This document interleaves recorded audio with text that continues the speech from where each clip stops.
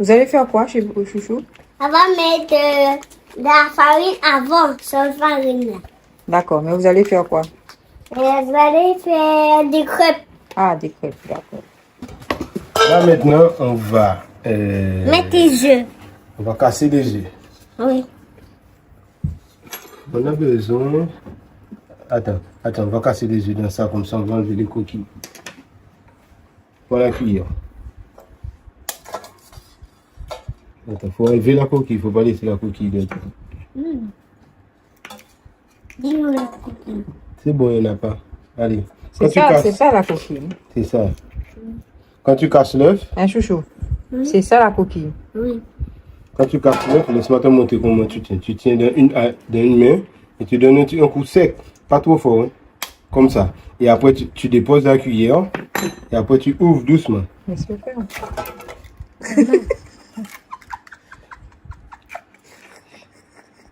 Ok, c'est pas grave. Alors, on va commencer. Non, ce coup là. Le torchon.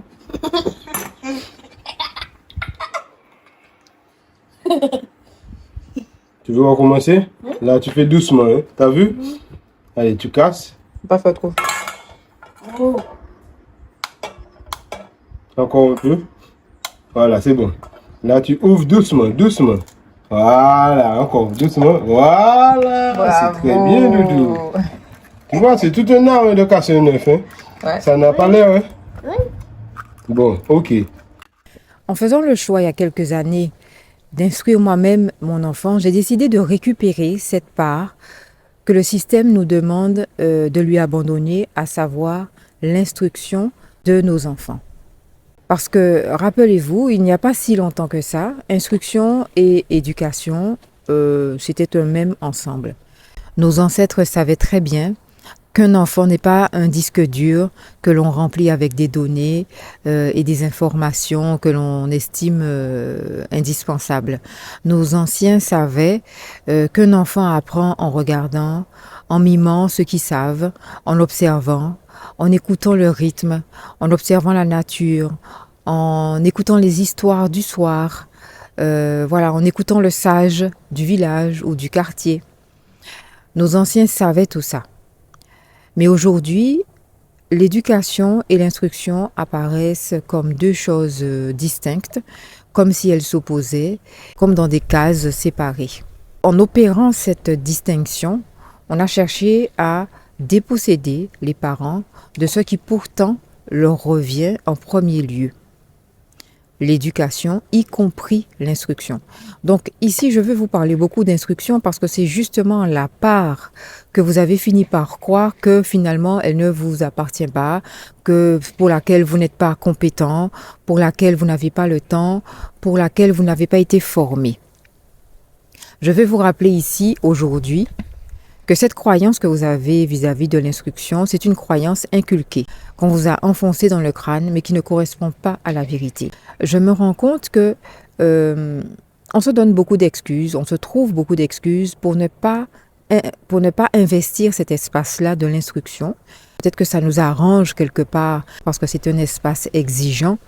Mais je viens vous rappeler que, encore plus aujourd'hui que les choses sont très compliquées en matière d'éducation dans le monde entier, il est plus que jamais urgent que nous envahissions cet espace, que nous prenions cette place qui est la nôtre dans particulièrement l'instruction de nos enfants. Qu'on soit en Afrique, en Europe, quel que soit l'endroit où on est dans le monde, rien ne peut empêcher un parent de s'investir dans cet espace. Monte là et dis-moi comment il s'appelle. Comment il s'appelle? Tchatata Diop. Ok, et l'autre là, à gauche. Lumumba. Ok. Et celui-là à droite, il s'appelle comment? Tchatata Diop. À droite là, celui-là. Tchatata Diop. Non, regarde-le bien. Tchatata Diop. Cheikh Anta Diop, c'est celui-là. Celui-là, il s'appelle comment? Lumumba. Oh, tu le fais exprès ou quoi? Il s'appelle comment lui? Sans? Je sais pas. Lui? Sankara. Mais oui, c'est Sankara. Tu connais pas Sankara? Sankara. Pourquoi c'est son nom, Sankara? Ben, c'est son nom. Allez, on recommence. On recommence, ok. Lui, Il s'appelle comment? Lumumba. Ok. Lui, il s'appelle comment? Tata Diop. Ok. Et lui, il s'appelle comment?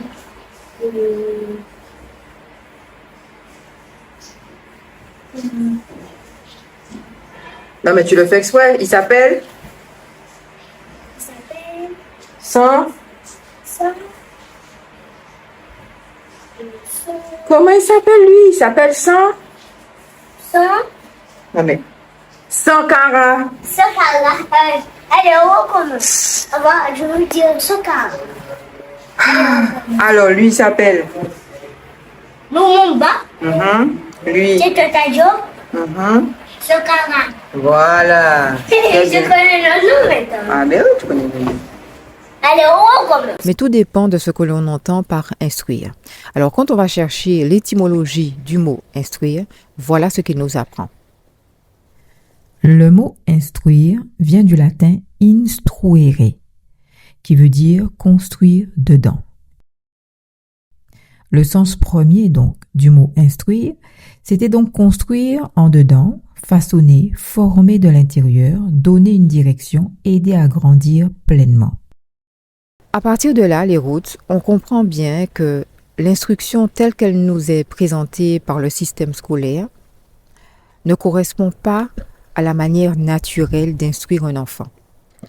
Un enfant n'est pas un disque dur. Un enfant n'est pas un vase vide que l'on remplit.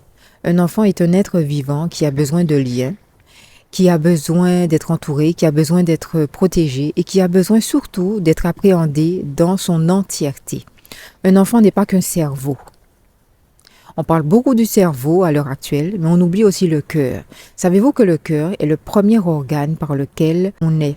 C'est le premier organe qui apparaît dans le ventre de la maman. Moi, je l'ai su quand j'étais enceinte de Chiboudem et j'ai trouvé ça tellement évocateur, tellement parlant de savoir que c'est d'abord par le cœur que nous arrivons. Donc s'il n'y a pas de cœur, il n'y a pas de cerveau. Et pourtant, on nous parle du cerveau comme si c'était l'organe vraiment le plus important dans les apprentissages et dans la vie humaine. Mais qu'en est-il du cœur? De la même manière que l'enfant n'est pas qu'un cerveau, mais qu'il est d'abord un cœur, l'enfant a besoin d'abord de liens. Et le lien, il arrive par la famille dans laquelle il arrive. C'est dans la famille que ce lien se tisse d'abord. Le lien précède les apprentissages. Je viens ici aujourd'hui vous rappeler tout cela. Ce sont des choses que vous savez déjà, mais que je pense qu'il est bon de rappeler parce qu'à l'heure actuelle, la direction que la plupart des parents prennent est une direction orientée par un système qui a des besoins particuliers et qui rentre en contradiction avec les besoins de nos enfants. Si vous considérez l'instruction selon la définition que je vous ai donnée précédemment, vous comprenez que vous êtes tout à fait à la hauteur en tant que parent et que c'est même votre devoir, votre rôle que d'instruire votre enfant. Vous comprenez aussi que l'instruction n'est pas à détacher de l'éducation, que l'instruction n'est pas quelque chose à part, mais que l'instruction fait partie d'un ensemble qui a normalement pour rôle de donner à l'enfant un contexte favorable à son développement. Et son développement dépend d'un certain nombre de facteurs, pas uniquement de l'accumulation de connaissances. Donc je voulais aujourd'hui vous inviter à repenser à l'instruction autrement, vous inviter à repenser au rôle que vous avez, à l'importance que vous avez dans l'instruction de votre enfant, de vos enfants, et vous demander à quel point vous êtes prêt à vous investir dans cette éducation, dans cette instruction.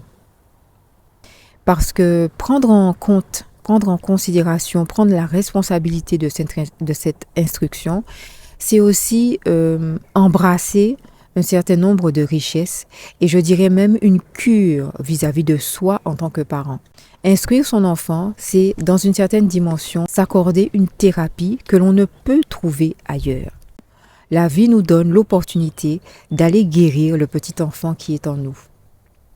C'est une thérapie non seulement pour soi en tant qu'adulte, en tant que parent, mais c'est aussi un soin apporté à l'enfant.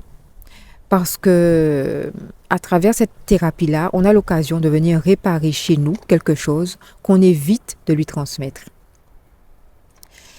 Donc, je veux vraiment aujourd'hui venir vous apporter ce message-là pour vous alerter sur la facilité avec laquelle parfois on délègue ce qui nous appartient. Certes, tout est mis en œuvre pour ça, mais c'est pas parce que tout est mis en œuvre qu'on est obligé de le faire.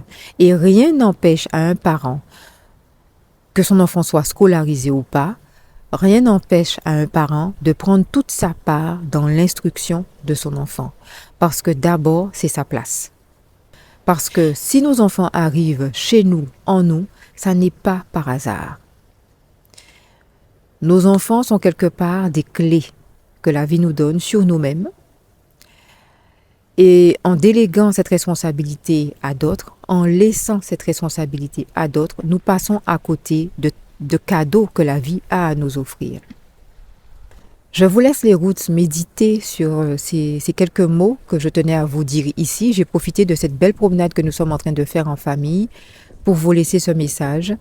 Je reste attentive à vos commentaires. J'espère que mes mots auront su toucher quelque chose en vous.